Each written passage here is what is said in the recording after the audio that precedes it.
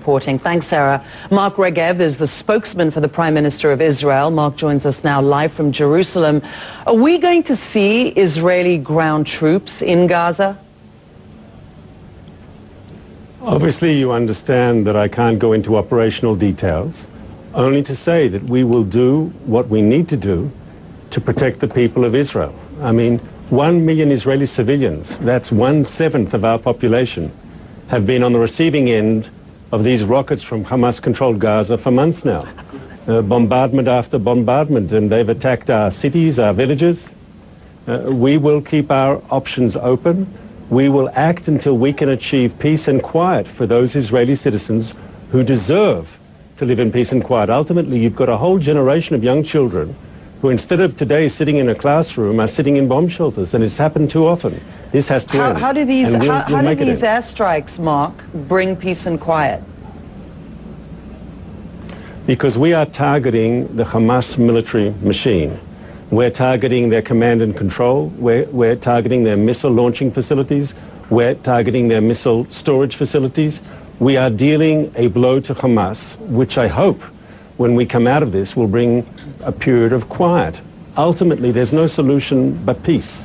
We all understand that. We want peace with our Palestinian neighbors. We understand that. But Hamas is an enemy of peace.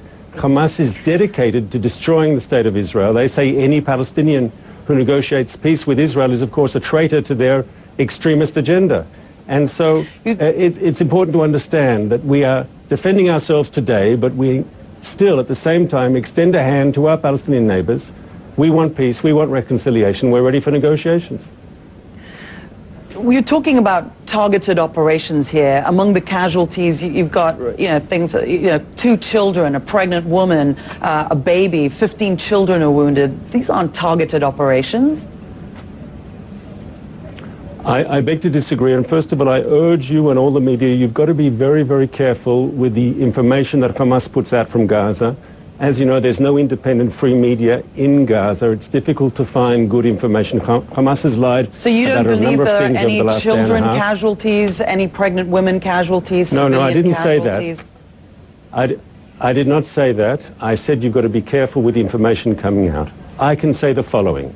The orders given to the military are crystal clear. You have to be as surgical as is humanly possible. But here I have to say what is known. Hamas is committing a double war crime. International humanitarian law is clear. They both target Israeli civilians, and that you know. Every Israeli civilian, man, woman, and child, is a legitimate target in the eyes of Hamas, and you can see that through their indiscriminate bombarding of our cities and communities.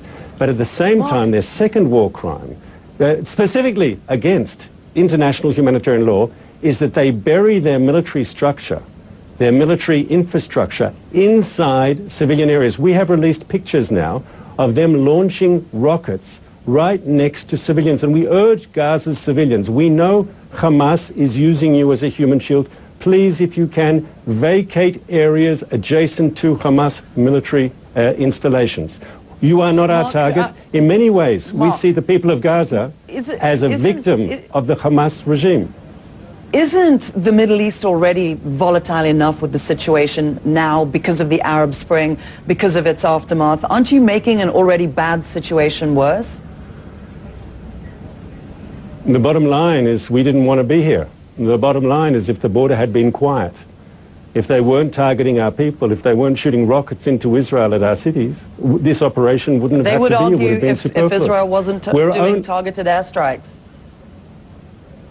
No, but I think it's very important to look at cause and effect. This whole round of violence started with Hamas attacks on Israel. We are responding to attacks that they initiated. If the border was quiet, there's no reason that we'd have to do this.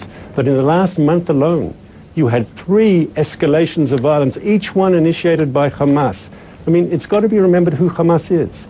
Not only according to the Israeli definition, but according to the European Union, according to the United States, Canada, Australia, Japan, and others, Hamas is classified as a terrorist organization, and rightly so.